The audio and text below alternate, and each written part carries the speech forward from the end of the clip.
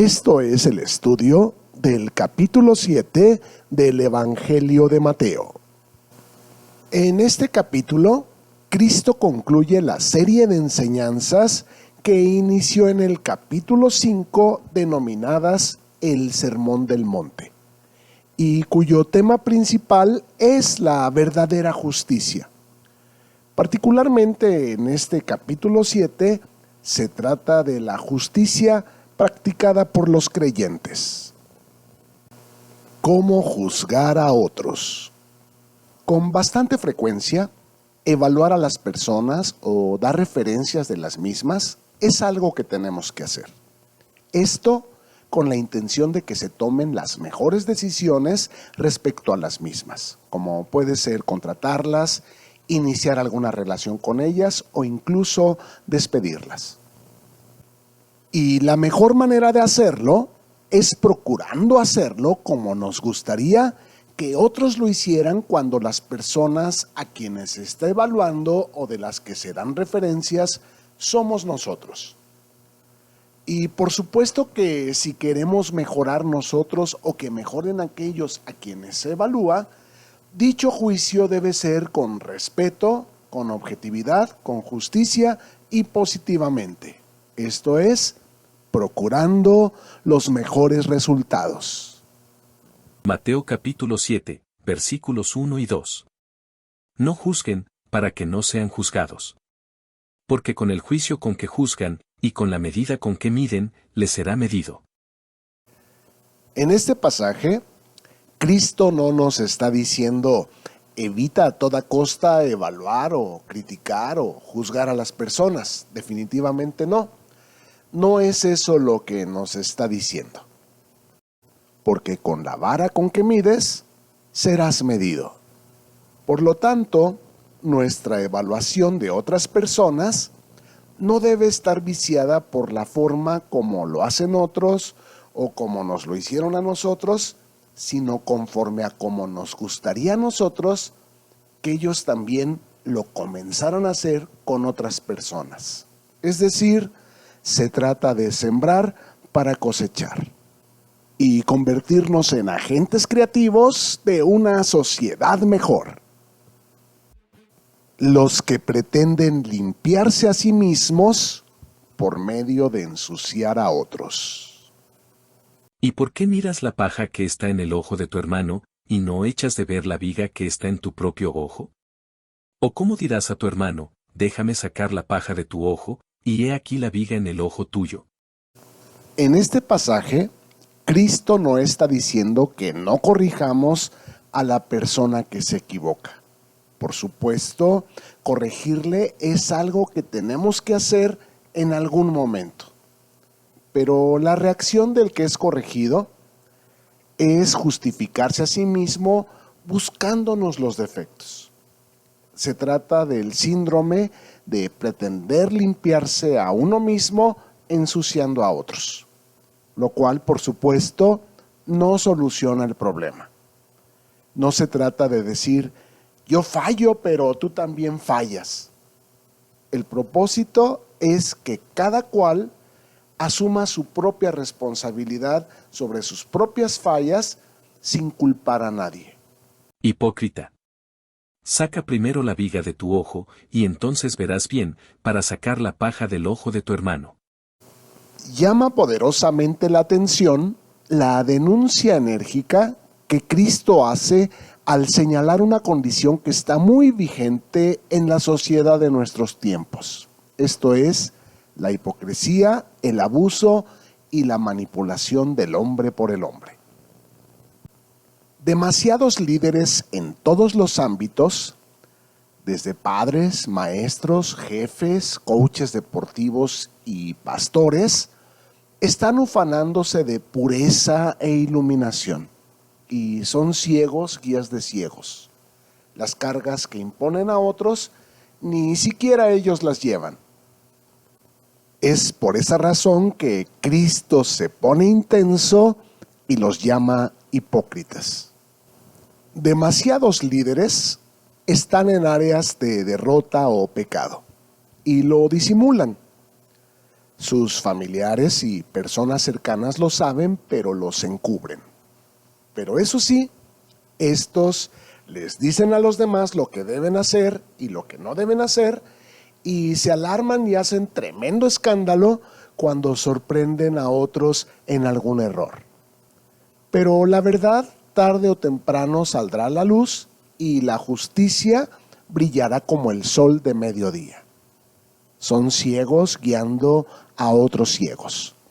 Mientras tanto, ellos mismos y todos los que los siguen continuarán revolcándose en el mismo lodazal sin lograr salir de él. Es así porque para salir se requiere de un líder que los guíe a la luz fuera del hoyo, lo cual no proviene de la posición formal o cargo que la persona ostente ni de su preparación profesional, sino de haber vencido sus áreas de debilidad. Esto es lo que se llama autoridad real. ¿Cómo saber a quién debemos predicar? No den lo santo a los perros, ni echen sus perlas delante de los cerdos, no sea que las pisoteen y se vuelvan y los despedacen. La intención del Señor es vernos como una iglesia victoriosa y bien dirigida, y no como una iglesia manipulada y saqueada. Este versículo 6 nos instruye muy claramente acerca de a quién debemos predicar, a quién enseñar y a quién corregir, ya que no es de todos la fe ni el momento. Se trata de aprender a discernir y dejarnos guiar por el Espíritu Santo al respecto. Los que son de Cristo nos van a oír, pero si al comenzarles a predicar, enseñar o corregir, ellos comienzan a manifestar una actitud de indiferencia, rechazo o de abierta blasfemia, continuar sería como echar lo santo a los perros. Lo mejor será puchar el botón de stop y continuar con el resto de nuestras actividades. Como dice, no sea que se vuelvan y los despedacen.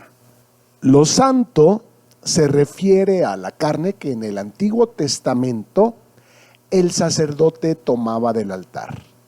Se trata de la carne de un cordero que había sido sacrificado para perdón de los pecados del pueblo, una víctima inocente, provista por la gracia de Dios que representa a Jesucristo. Si a quienes les estamos predicando no están preparados por Dios para recibir salvación en ese momento, ellos no van a entender y se van a burlar, van a contradecir, se van a oponer y hasta nos pueden llegar a agredir. Y es que continuar en tales condiciones, además de infructuoso, podría resultar para nosotros peligroso. Por otra parte, cuando Jesús dice, ni echen sus perlas delante de los cerdos, se refiere a las promesas bíblicas que se han cumplido en nosotros o que esperamos que se cumplan pronto y de las que les testificamos a quienes les predicamos con la esperanza de que crean. Pero pone a escoger a un cerdo entre un lodazal y un joyero repleto de perlas y dime, ¿qué va a escoger? De igual modo, el tesoro de su palabra es para sus hijos, es decir, aquellos que han sido preparados por Dios para salvación. Es cierto que el Evangelio debe ser predicado a todo el mundo, pero tenemos que aprender cuándo continuar y cuándo detenernos. Los dos símiles que describen a los que todavía no están preparados para recibir salvación son perros y cerdos. Y a la audiencia que tenía Jesús en ese momento, que eran preponderantemente judíos, estaban muy familiarizados con dichos términos, porque ellos así se referían a las personas que no eran de origen judío. Y a lo que se refiere Jesús, por lo tanto, es que no insistamos en invitar a personas que están totalmente indiferentes y renuentes a unirse a la fe cristiana. Si te va gustando este video, dale like, suscríbete y activa la campanita. Además, recuerda que tu opinión suma, así que no te olvides de comentar. Juntos edificamos el cuerpo de Cristo. Esto es el estudio del capítulo 7 del Evangelio de Mateo. Pidan, y se les dará. Busquen, y hallarán. Llamen, y se les abrirá. Porque todo aquel que pide, recibe, y el que busca, halla, y al que llama, se le abrirá. Es de llamar la atención el hecho que Cristo, habiendo tratado profusamente el tema de la oración en el capítulo 6, incluya ahora esta exhortación sobre la oración en este punto del Sermón del Monte.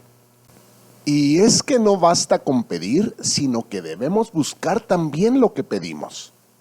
Si lo pides en oración, búscalo con tus ojos. Busca y llama lo que pediste en oración. Por ejemplo, si pediste una casa, busca casas. Muchas veces ocurre que no sabemos ni lo que queremos. Busca casas. Las hay con cochera. ¿Para cuántos autos la quieres? Las hay con patio. ¿De qué tamaño quieres el patio? Busca y llama. Pregunta ahora, ¿cuánto cuesta? ¿Qué planes de financiamiento hay? ¿Cuánto te piden de enganche? Ok, ya sabes qué casa quieres y cuáles son los requisitos que necesitas cumplir para que te la den.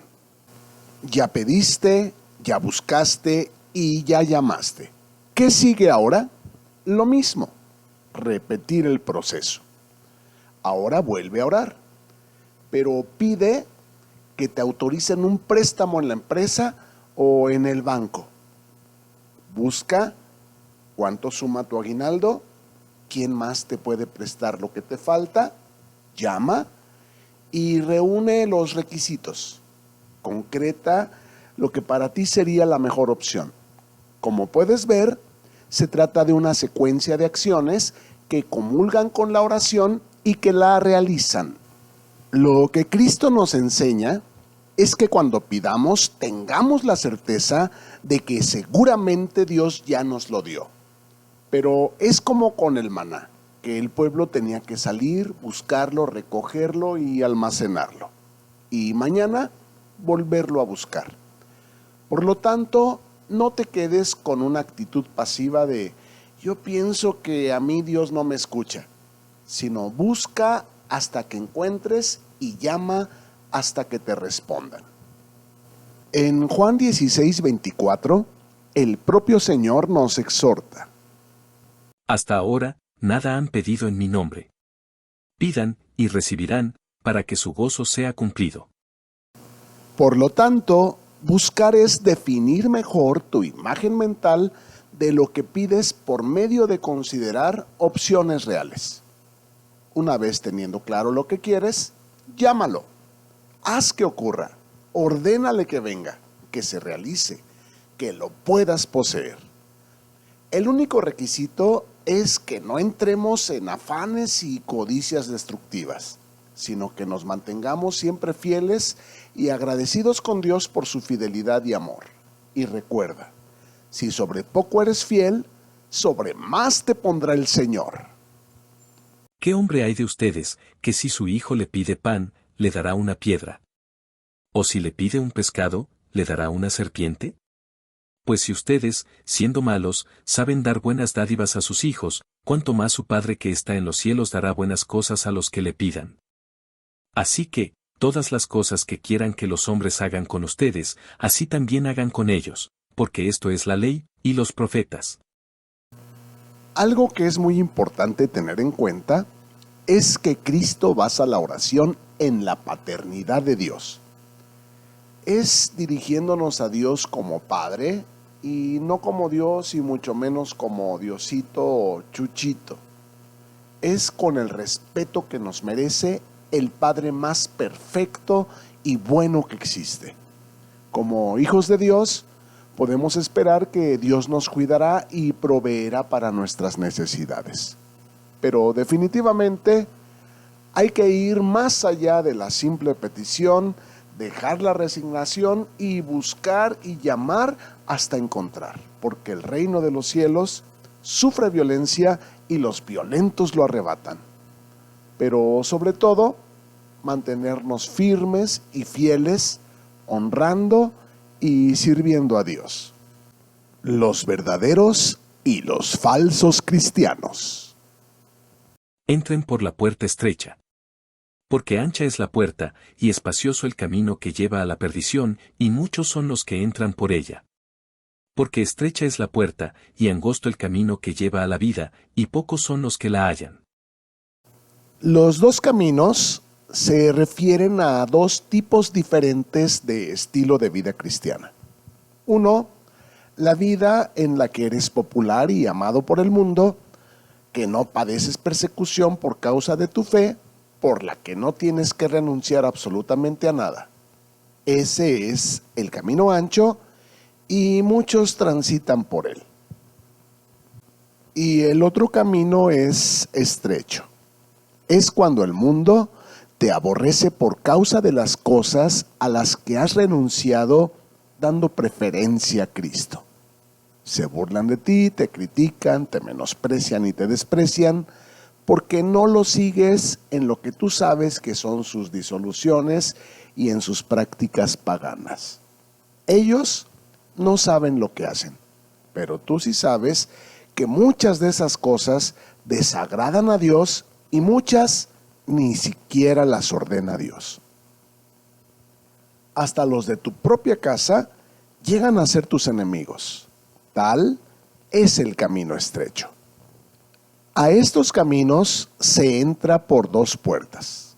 Una puerta, la estrecha, consiste en renunciar al mundo y sus prácticas, en tanto que la otra puerta es la puerta ancha, que consiste en cierto consentimiento y tibieza.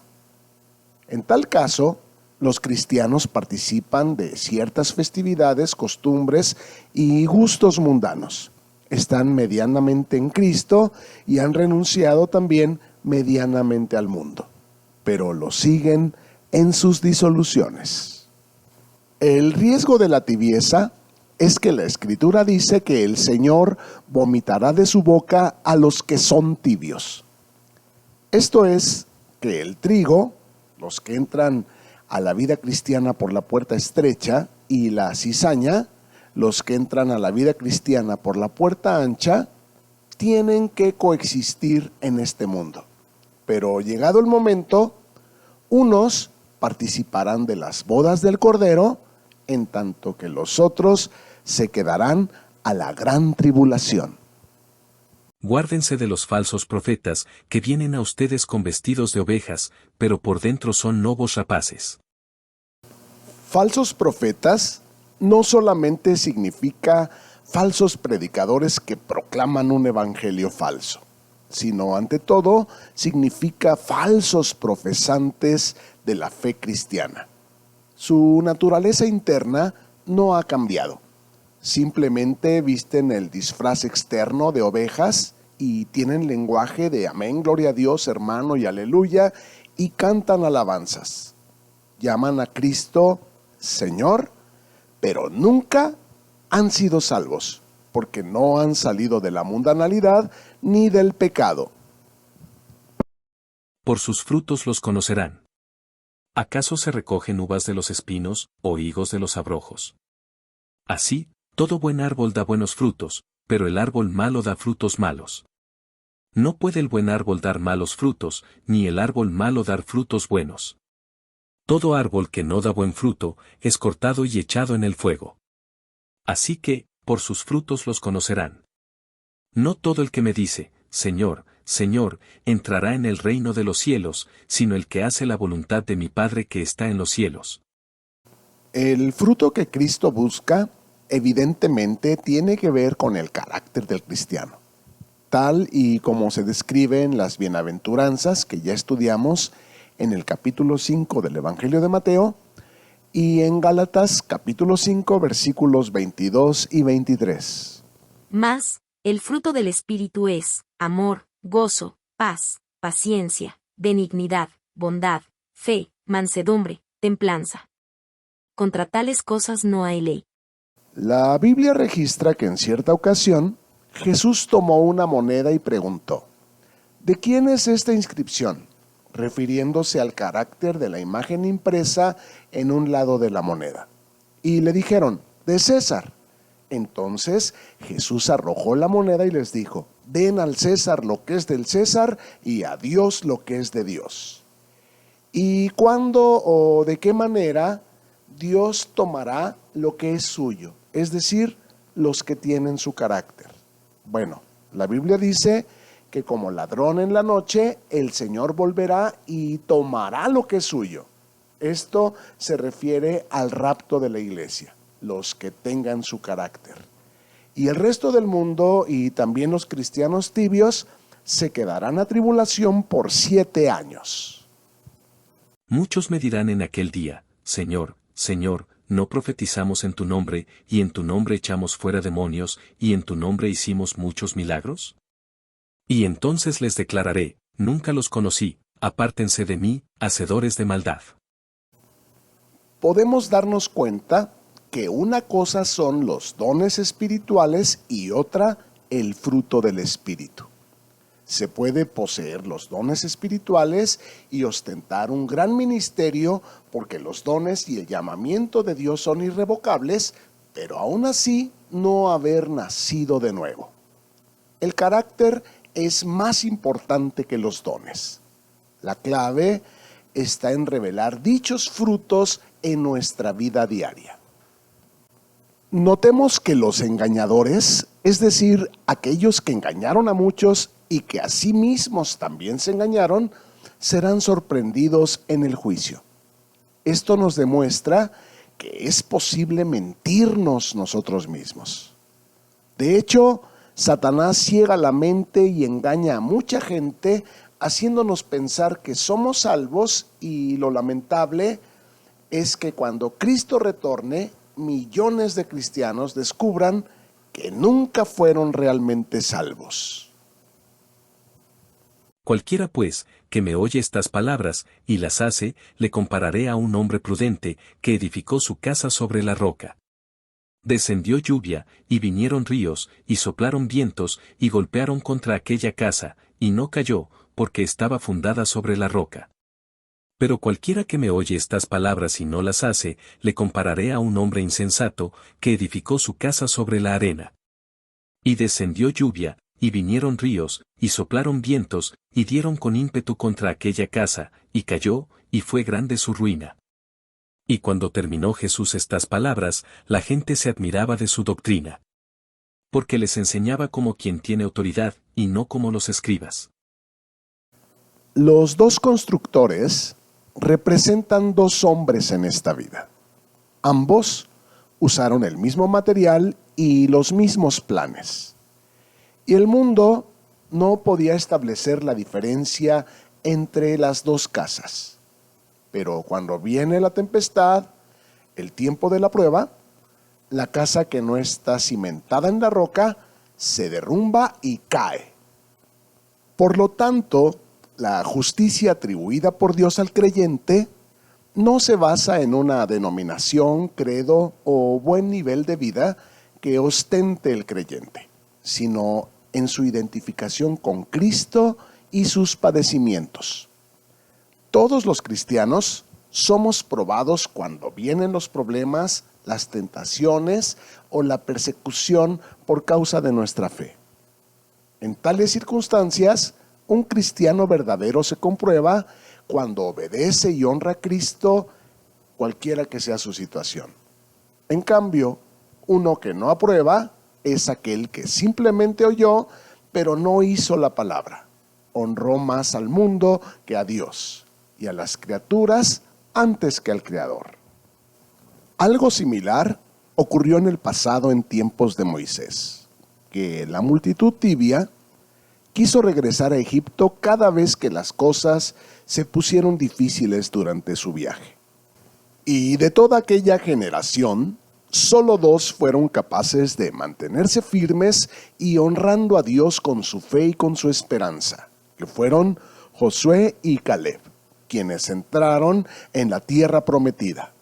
Y todos los demás perecieron en el desierto. Concluimos, pues, que los verdaderos cristianos permanecen firmes sin importar cuál sea la prueba. Josué, Isaías, Jeremías, Daniel, Pedro, Pablo y muchos más demostraron la realidad de su fe al permanecer firmes a través de la tormenta, porque estaban edificados sobre la roca. Gracias por llegar al final de este video. Oramos que te sea de provecho y que lo puedas compartir con quienes tú sabes que les bendecirá también. Suscríbete y no te olvides de darle like. Hasta la próxima y mientras tanto, que Dios te bendiga.